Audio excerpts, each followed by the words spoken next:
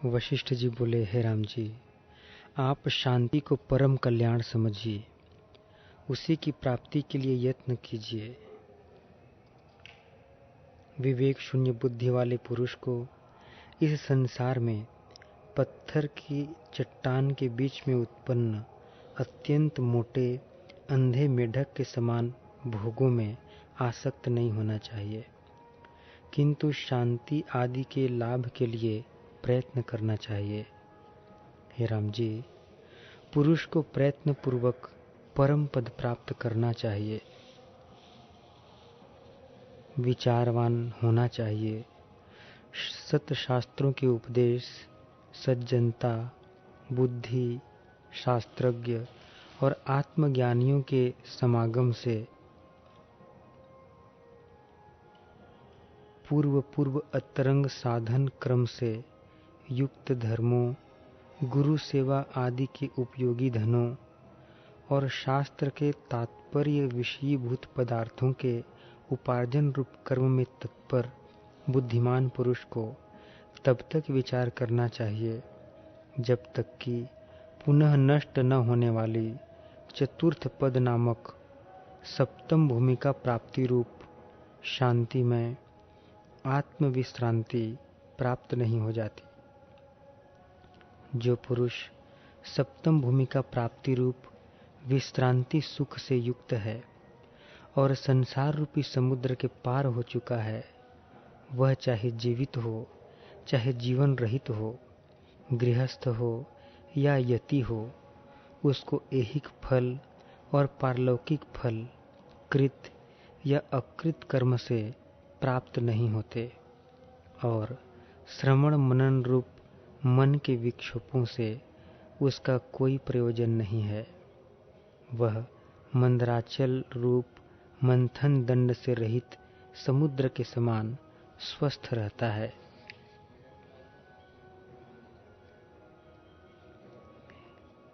हे राम जी, हृदय रूपी संविद आकाश में विश्रांत अनुभव स्वरूप आत्मरूप वस्तु में जो अनर्थ बुद्धि करता है, वह पहला बोध चंचू है।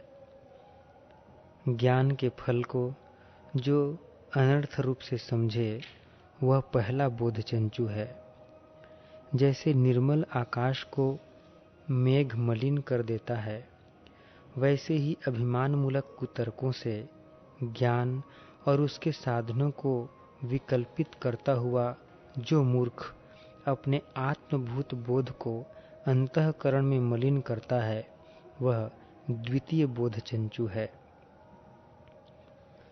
हे राम जी, जैसे संपूर्ण जलों का आधार समुद्र है, वैसे ही संपूर्ण प्रमाणों के प्रामाण्य का आधारभूत प्रत्यक्ष ही मुख्य तत्व है। इसलिए उस प्रत्यक्ष को ही तत्वतः आपसे कहता हूँ, उसे सुनिए। जैसे सब प्रमाणों की सार इंद्रियां हैं, वैसे ही संपूर्ण इंद्रियों का सार अपरोक्ष ज्ञान है। इतवार को कहा था कि हमारे मुंह में 32 दांत हैं। हे राम जी, वह साक्षी ही प्राण धारण के कारण जीव कहा जाता है। साक्षी ही वृत्ति रूप उपाधि से संवित कहा जाता है। वही साक्षी विषयाकार की वृत्ति से बाह्याकार वृत्ति से आवरण भंग होने पर आविर्भूत होता है, वह पदार्थ कहा जाता है। इस प्रकार साक्षी ही क्रम से त्रिविधता को प्राप्त होता है। जल जैसे तरंग आदि के रूप में प्रकाशित होता है, वैसे ही वही परमात्मा नामक अद्वितीय, नित्य, सर्वव्यापक, सर्वावभासक चैतन्य ही विविध भ्रमों को करने वाले संकल्प विकल्प प्रधान अंतःकरणों से जगत के रूप में प्रकाशित होता है। हे राम जी, सृष्टि के पूर्व में वह साक्षी एक और अकारण रूप से विराजमान था। तदुपरांत सृष्टि आरंभ में सृष्टि लीलावश सृष्टि भाव को प्राप्त हुए उसने अपने स्वयं ही कारण भाव का आविर्भाव किया, अर्थात आप ही अपना कारण हुआ। यद्यपि एक ही में वास्तविक रूप से कार्यत्व और कारणत्व नहीं बन सकते, तथापि साक्षी चेतन में कारणता अविचार अज्ञान जनित होने से सत नहीं है। फिर भी जीव को सत की प्रतिफलित विचार से उत्पन्न आत्म साक्षात्कार भी अपने से उत्पन्न और परमार्थ रूप से अपने से अभिन्न ही जगत रूप शरीर को अज्ञान के विनाश द्वारा विनष्ट कर तत्वज्ञ पुरुषों को आत्मभूत अनावृत अपरिच्छिन्न परम पुरुषार्थ को प्राप्त कराता है। हे राम जी, जब विचारवान पुरुष आत्माकार हो जाता है तब विचार भी निवृत्त हो जाता है। तब शब्द आदि का अविषय एकमात्र ब्रह्म ही अवशिष्ट रह जाता है। इस प्रकार प्रपंच के बाधित होने पर अपने बुद्धि इंद्रिय आदि के साथ इच्छा आदि से रहित मन के शांत होने पर कार्य अकार्य इच्छा आदि का कुछ भी प्रयोजन नहीं रहता।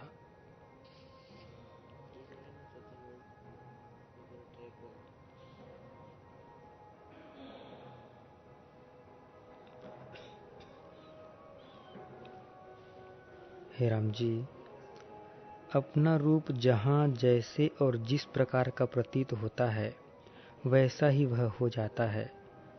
वह सर्वात्मा जहाँ जैसे उल्लास को प्राप्त होता है वहाँ शीघ्र वैसे ही स्थित होता है और तद्रूप जैसा शोभित होता है।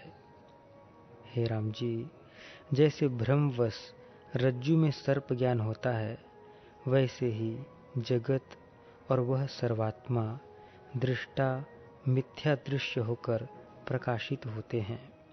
परंतु जब विचार होने पर भ्रम निवृत्त हो जाता है तब संपूर्ण दृश्य यथार्थ है ऐसा बोध नहीं होता। हे सज्जन शिरोमणि राम जी, परमार्थतः जो केवल अपने पूर्व जन्म का कर्म है उसे दैव मानकर मैं उसके अधीन हूँ। जैसा वह मुझसे कराएगा वैसा करूँगा। यूँ उसकी उपासना में तत्पर जो पुरुष है उससे कल्पित देव को दूर भगाकर इंद्रिय आदि की विजय में शूर अधिकारी पुरुष अपने पौरुष से ही उस परम पद को अपने हृदय में ही प्राप्त करता है। हे राम जी, जब तक आप स्वयं ही बुद्धि से उस अनंत रूप विशुद्ध पर ब्रह्म का साक्षात्कार नहीं करते तब तक आचार्य परंपरा के परमार्थनिष्ठ और प्रमाण शुद्ध मत से विचार कीजिए।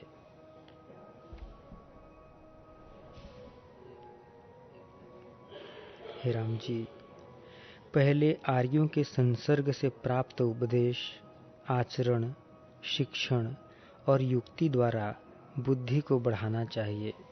तदनंतर महापुरुष के लक्षणों से अपने में महापुरुषता का संपादन करना चाहिए। हे राम जी, यदि संपूर्ण गुण एक पुरुष में न मिले तो इस संसार में जो पुरुष जिस गुण के द्वारा उन्नत प्रतीत होता है वह उसी गुण के द्वारा दूसरे पुरुषों से विशिष्ट गिना जाता है। अतः उस पुरुष से शीघ्र उस गुण को प्राप्त कर अपनी बुद्धि को बढ़ाना। हे राम जी, शम आदि गुणों से परिपूर्ण यह महापुरुषता यथार्थ ज्ञान के बिना किसी प्रकार की सिद्धि से प्राप्त नहीं होती। जैसे वृष्टि से नवीन अंकुर बढ़ते हैं वैसे ही आत्म सुख के आविर्भाव से प्रशंसा के योग्य सत्पुरुषों के शम आदि आचार और अमानित्व आदि ज्ञान से वृद्धि को प्राप्त होते हैं। जैसे अन्नात्मक रीत आदि से युक्त यज्ञों से धान आदि अन्नों की हेतु वृष्टि की अभिवृद्धि होती है, वैसे ही श्रम आदि गुणों से उत्तम ज्ञान की अभिवृद्धि होती है। हे राम जी, जैसे कमल के सौंदर्य और शोभा आदि गुणों द्वारा सरोवर की और जल के शीतलता आदि गुणों द्वारा कमल की परस्पर वृद्धि होती है, वैसे ही श्रम आदि गुणों की ज्ञान से और ज्ञान की श्रम आदि गुणों से परस्पर अभिवृद्धि होती है। हे राम जी, ज्ञान की सत्पुरुषों के आचार से वृद्धि होती है और सत्पुरुष के आचार की ज्ञान से वृद्धि होती है। यूँ ज्ञान और सत्पुरुष का आचार परस्पर एक दूसरे से अभिवृद्धि को प्राप्त होते हैं। शम, प्रज्ञा, महापुरुषता आदि से युक्त श्रवण आदि प्रयत्न के क्रम से बुद्धिमान पुरुष ज्ञान और सदाचार का अभ्यास करे, यानी उनका पुनः पुनः आवर्तन करे। हे राम जी, यहाँ जब तक ज्ञान और सदाचार का भली भांति अभ्यास न किया जाए, तब तक उनमें से एक की भी पुरुष को सिद्धि नहीं होती।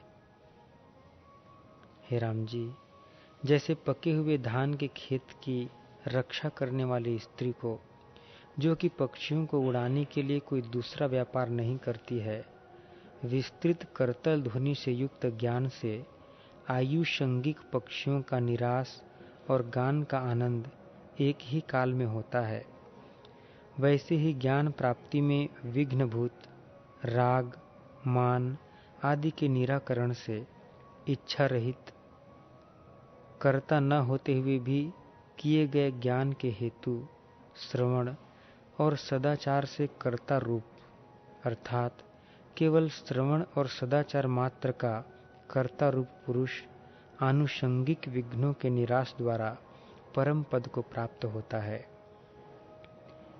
हे रघुकुल तिलक, जैसे मैंने इस प्रकार के इस सदाचार क्रम का आपको उपदेश दिया है, वैसे ही इस समय आगे के प्रकरण में ज्ञान क्रम का आपको भली भांति उपदेश देता हूँ।